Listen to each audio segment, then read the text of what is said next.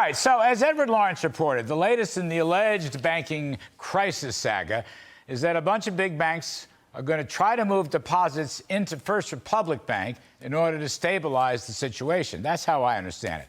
First Republic stock jumped over 30% on the news. It was a very good day for stocks in general. The Dow up 375, the S&P 500 up 2% as of this reading. Now, it's a very interesting private sector approach if it's true. Kind of harkens back to the days before there was a Federal Reserve or a FDIC or any of these goofy federal bank regulators that seem to bungle everything they touch. Remember the story when J.P. Morgan allegedly sat down with Theodore Roosevelt during the Panic of 1907 and basically said, you have your man, talk to my man, and we'll take care of this. I don't really know if that story is true. It's a fabulous anecdote. Not even I was around to confirm it back then. Anyway, back to the main story today. The Wall Street Journal and the Washington Post are breathlessly reporting that bank regulators huddling with the big banks like J.P. Morgan, Bank of America, Citi, Wells Fargo, and others. They're trying to work out a deal as early as this evening. I think the idea is depositors who fled the rogue Silicon Valley Bank and First Republic could somehow be turned back to one or both of those banks. For First Republic, people are talking about $30 billion, but it really is more complicated. I mean, after all, the deposits are the private property of the depositors. They own it.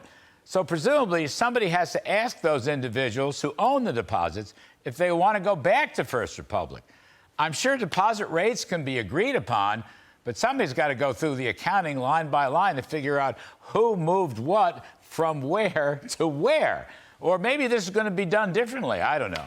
Now, I can see why lefties and the FDIC would like this, since they hate big banks, and they're the ones who bungled the sale of SVB to one of the big banks in the first place last weekend. If they had put their populist ideology aside, they might have made a deal last Sunday and avoided bailing out uninsured depositors, which apparently not only includes Silicon billionaires and lesser lights, but also the Chinese. And who knows who else was bailed out. Ultimately, a private sale of SVB would take both the FDIC and taxpayers off the hook. Now, sources say that First Republic is in better shape, which I guess means their duration risk management and their asset liability mix is not as disastrous as Silicon Valley banks. I don't know much about their woke management story. Maybe that's going to come out later.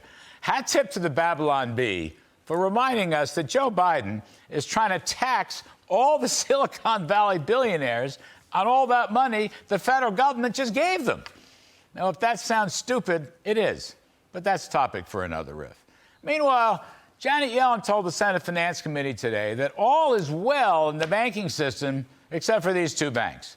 I'm not sure anyone really believes this. It could conceivably be true. But as I've said, the Fed's Treasury lending facility is a good thing and may, in fact, be a firebreaker. So this may not, in fact, be a true nationwide financial crisis.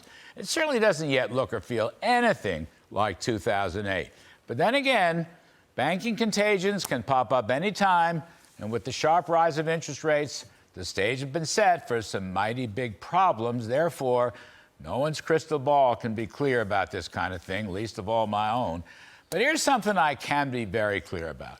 Janet Yellen today shilling for Joe Biden's huge untruths about the economy. Please take a listen.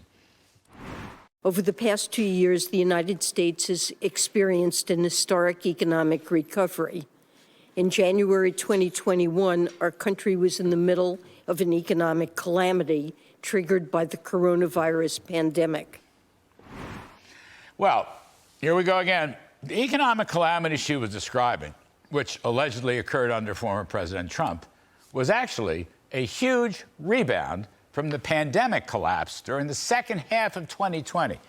By the beginning of 2021, the economy was growing at 6.5% real with a 1.4% inflation rate. These are factoids, and Biden has had so many Pinocchios for his untruths about his early months in office. In fact, Biden's whole first year continued the Trump boom, adding up to about 6% growth, primarily from the Trump tax cuts that Biden tried to repeal but failed. Meanwhile, Biden's first full year in office, which was 2022, so mangled the economy with inflationary spending, unbelievable record-setting regulations, the war against fossil fuels, and the subsequent inflation that led to this banking crisis to begin with, that the economy slumped to only 0.9% for the year, with 6.5% inflation. And the inflation is still today 3 times the Fed's 2% target, and the massive run-up of rates by the Fed, who had first denied inflation, then scrambled to grow hair in their chests that really put everybody at risk. Banks at risk, companies, working folks, housing, manufacturing, real wages falling. It's really a shame to see Ms. Yellen, who knows better, buy into these Biden untruths. We all remember her hostage video last year when she finally acknowledged there was an inflation problem. Even Obama advisors like Larry Summers and Jason Furman had predicted it, and she was in complete denial. Anyway, that is my riff. We'll see how this story plays out.